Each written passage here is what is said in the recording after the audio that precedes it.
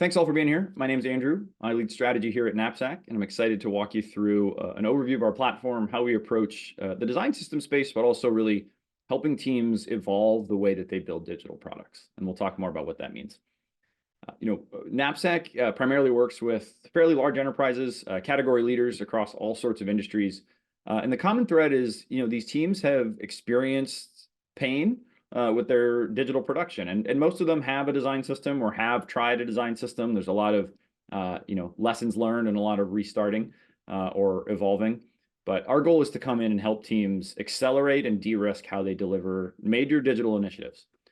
Right? And so the problem that we see with how that happens today, after a couple of decades in digital production, is that the way we build products is just a mess, right? We've all been probably in this space for a decade or two, and it's not just the tools or the processes or any one of these things.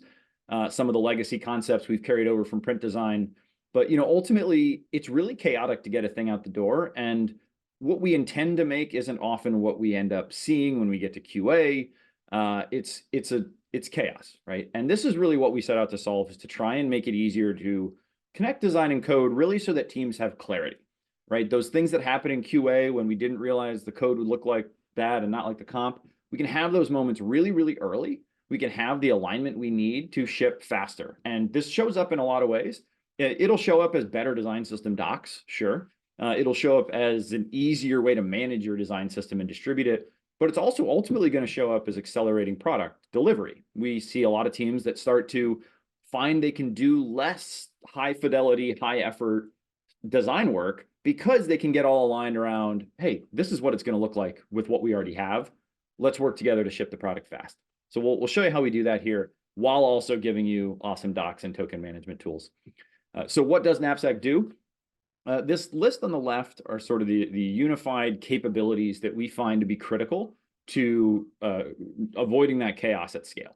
All right, we have a lot of teams who tell us that when I look at design files, when I look at docs, when I look at brand guides, when I look at code playgrounds, when I look at what's being tested, and when I look at the app, everything's a little different, and I don't know what to trust. And so therefore, I'll do what I think makes sense. And then they have 30 card components, right? And so really that disunification, that fracture, is what we see as the source of a lot of the pain. And unifying them gives us a lot of opportunities to move faster. So you're still going to do design in Figma. You're still going to build code, have repos, use your IDE. But the way that we document, our brand, the way that we manage the tokens, the way that we implement themes, the way that we actually interact with code that's been built in playgrounds, the way we actually build and manage those things with really low overhead, the ability to have things that were powering docs and playgrounds also be going out to testing and also be the exact thing that's shipping into product. That is really where teams see the huge benefit of the Knapsack, right? They look at their system docs, everyone knows what each other's seeing. We can get expectations aligned. They're able to get in hands-on with code without asking engineers, what can this thing do? Not without making guesses based on Figma, but they can get hands-on with production components, even prototype with them. I'll show you today. Really everything you need for that workshop mentality of I'm working on the system, we're building things, we're testing new things, and also that storefront where everyone who uses your system interacts with it, right? Putting a circle around all that in one place, that's really the power and the purpose of Knapsack's platform. All these things on the right, these are really critical concepts to our customers, especially at large scale. We don't want to spend our time maintaining docs. We're already designing the thing and building the thing. How can we update as easily as possible without extra work, right? Making a new specific file for another tool or a specific storybook, implementation. Being able to make sure everything in our system, I can understand what's shipping to production. It's not aspirational. It's not, I hope it looks like this because design said it should. It's, here's how it should look, and also here's how it does look. Here's what users are seeing. The ability to support a lot of the concepts familiar to developers, like hierarchies and inheritance and dependencies, but bring that into the way we document and work in systems of systems, right? Whether that's different brands that share a common core base, or having white labeled systems, or just, different business units all inheriting different parts of cores. That's all very possible with Knapsack, just like it's been in code for decades. And then it's a very flexible platform. So as we get into how you use it, there'll be a lot of questions back to you of how do you want to work? How are you working today? What's working well? What's not? There are very little places where Knapsack will dictate your workflow for you. And so, ultimately, what do teams get out of this? They go a lot faster to get this type of tooling, right? There isn't another connected platform like this that's going to tie tightly with your engineering infrastructure. So most of our customers are staring down building this or continuing to live with the pain. And we can get that, get over that hump very quickly. Once you do that, you deliver things a lot faster. Our customers report serious time savings at a project level that equates to a lot of money when you think about all the resources that go into the inefficient way of working today. And we can help reduce risk both for your projects and for just your design system effort in general, right? The tooling itself, again, even if you decide to commit and build it, as a lot of big enterprise companies do, you likely haven't built enterprise design system platforms before. So we can share our case studies of how we get teams there consistently. I'll let you play with our ROI calculators, and we can have deeper discussions around the true impact of systems. But just to show, if we're able to hit some of these efficiency gains that we're hearing from our customers, depending on the scale of your system, the savings are significant, right? And we allow design system directors to go from saying we should prioritize the design system to saying, hey, CTO, I accelerated and de-risked the most important thing to you. With that, I'm going to shift over into the product. So what we're looking at here is a Knapsack workspace, we call it. And so this is where I'm going to first start from just a documentation sort of viewer experience, if you will, seeing what I can do with my design system once it's been set up in Knapsack. And it starts, simply that idea of trust, looking at things like your brand colors or your tokens. It's a lot of tools can document tokens. I can get them out of my design file and make a brand guide or make a style guide. In Knapsack, when I'm seeing this, it's reading from code in a repo that's the same code that's powering things like CSS creation, Swift, or whatever you're using for mobile, Android, iOS. All the ways that your styles determined on this token actually show up in product. It's all connected here. And we'll go into that in a little bit to show it. But that means it's really, really hard for someone to look at a brand guide and see the color implemented different than it is on the website, on the mobile app, et cetera. So that idea of trust and accuracy and starting to let people, build powerful docs that aren't just rich in telling us what they should be doing, but again, tie into code and show us this what's really being used today in the product. Breakpoints, great example, helping understand the real breakpoints and not making those assumptions that, doom products once they get the QA environment in front of stakeholders. If we take that up a level higher to something like components, you'll see what we have is this ability to put a circle around all the things that we have that are able to be reused, right? The core idea of a system being, I need to capture and reuse and iterate on existing design and code solutions, right? That's what this is ultimately enabling you to do. So if I go into something like the button, good old button, you'll see I have things, I've got examples using the production button so I can see code samples. We'll see some dynamic blocks where we loop over, in this case, production code components, showing you all the ways your button would look if based on different properties, right? And again, using a production component. So engineers had to do no extra work for that. I can see my Figma component. In this case, we've pulled in sort of a full spec through the API. It's giving me all of my variations. It's also giving me all the props as they've been defined, so I can get the data out of how design is determining this.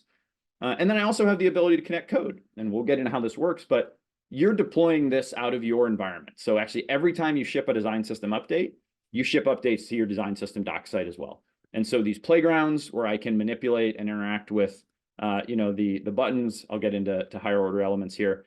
Those docs examples that showed all the blocks, that's all going to update every time your system updates. And so again, barely any overhead. Engineers just have to connect the components they build here, and then we can collaborate to build out these different variations. And I'll show you how this ladders up into full prototyping as well.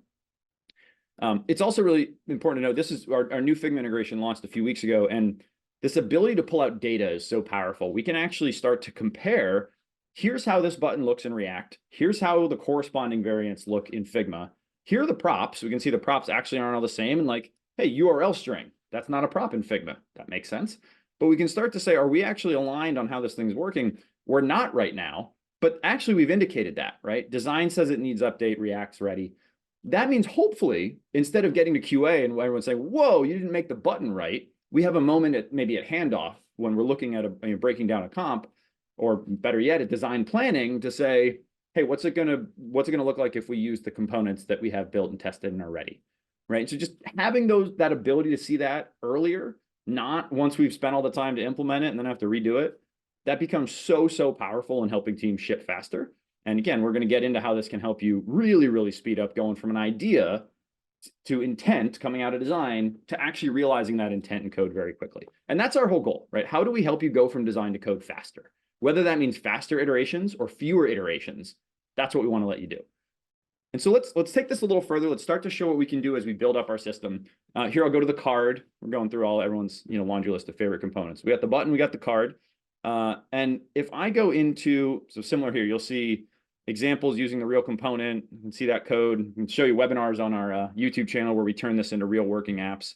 I've also got this playground, and you'll see this is where anybody on the system team, once these code templates, in this case React, were connected, has the ability to make these different variations. And you see we can apply themes to these. We can actually start to say, how would it look if we had, can we have 3 authors? I didn't see that example in here. Oh, I can. There's a 3-author component. I can go and put buttons in here. And so we can actually start to build up, even here as a viewer, I can start to see what's possible with the system that I have. And I can share this code with an engineer. I can open this in new windows. I can share it with a stakeholder. And then I can also create these things that get included throughout the docs. Right? So everybody on your system, everybody on your whole company can get a sense of what do we really have? How does it look? How does it work? What's ahead of what, right? Not assuming one design or code is always right. And it doesn't always have to be design and code, right? We got components like this this is just Figma. Maybe it's probably got a Jira ticket somewhere where an engineer is waiting to build. We've also got components that don't have design, don't have Figma. I don't want product and UX and design to realize we need an author component and go say, let's figure out our author component when we've built it in 3 frameworks already, right? And so again, circle around everything that's going on in digital production, slap some statuses on it. Like that alone, getting everyone looking at one place, a central source of truth for all of your many single sources of truth, if you will. That's really the foundational power of Knapsack. So I'm going to show a couple things. I'm going to show token editing through, and by way of that, some of our admin UI. And that'll show the power of connecting this experience and coming out of Figma all the way through to code. And then we'll have some time here to get into our new advanced prototyping, which is a really exciting concept. So let's quickly go into the edit environment. I'm going to make a branch. Knapsack sits in your world. All the data lives in your Git environment. And so we're going to do, what's the date here? 425. So what I'm gonna do is make a branch, and this is gonna enable my editing environment. This is collaborative for anyone, viewers could still see this, they just can't edit it. I can share this with other contributors, collaborators. We can actually see each other's branches in here and have a lot of simultaneous work going on. And this is where we then have all of our editing UI. So we have a lot of controls for styling, use your tokens to style your pages. A very modular block-based editing system where we have static content, third-party, media attachments, Figma assets, which I'll show, using code assets, so like the design token blocks, the code, playgrounds and embeds that I showed, and then third-party tools as well. Lots of flexibility for content, and then all of these have a ton of control for, how you control the layout of these things and the spacing around them. And the options within them, so lots of flexibility in terms of setting up your site. If I go into things like the button, you'll see, we have these powerful tools for when I did the comparison. In this case, I can choose my React button and loop over the size prop. Over here, I can navigate all of my Figma files that I've connected through a source setting, and I can select specific assets that I want to include. Or, I can select whether I want to include just the spec table or the variants. So lots of power of how we bring these things together. And as you'll see again here, we've gone from author button, we got the card, we've built up some higher order things where we've got, a layout that has 2 or 3 cards that each have authors and buttons. So we're going to build this concept of how do we actually let you essentially design and prototype using your system. But let's show a little bit of the token editing here. As this is really showing the power of how everything that's in Knapsack is shippable, right? Is your stuff that a user could see. So what I'm going to do is I'm going to change a couple colors here. If you remember, I had my brand guide colors over here. Brand is purple, 643 6BF. Right. I'm going to go to tokens, and I'm going to actually change that. So I could import things from Figma here or from a variety of sources. You could get right into the code if you want to do this in JSON in a repo. Lots of options and even more coming. For the sake of time, I'm going to show this in the UI. I'm going to do 2 things. I'm going to change my brand color from a raw value to a mapping. So I mapped it to another token. Save. And I'm going to do something you can't do in Figma, which is something like a timing token, right? So I've got all these types. I'm going to do a string. I'm going to do 2000 milliseconds. Oop, that's wrong one. 2000 milliseconds. And there we go. So made a couple of changes. I also messed with some content. We're going to come back to that. You'll see immediately I've got updates in my docs. Things like I had sections of the site that were using our style purple for the text. That's now yellow.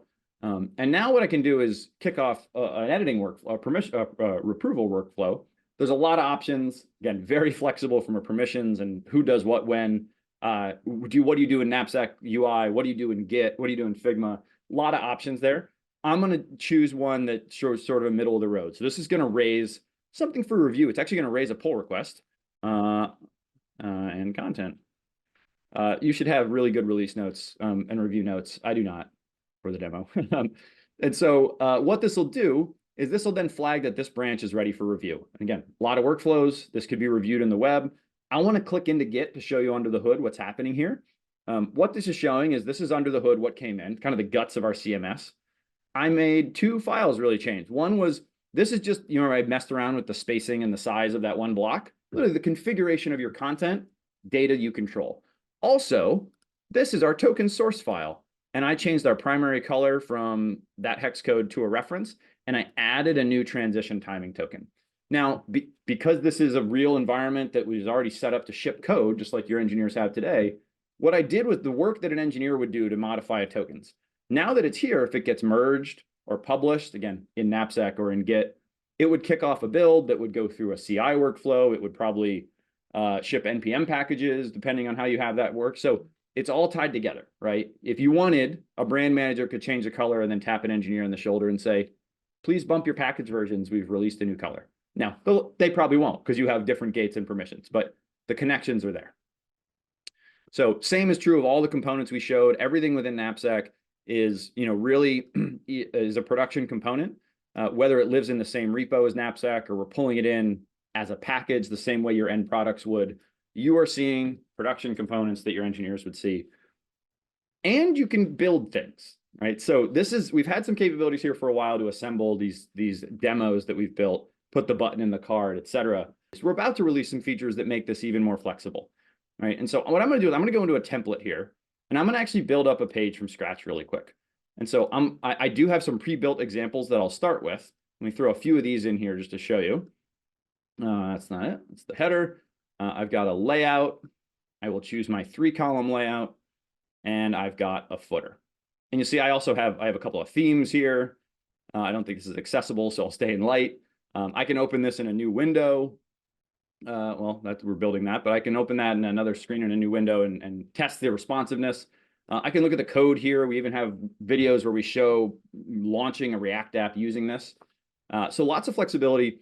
And then also I can edit these things. So I can go in and say, you know what, this one, it's going to say, contact sales or read more. I'm going to go back and say, this one here, this third card actually should have a CTA.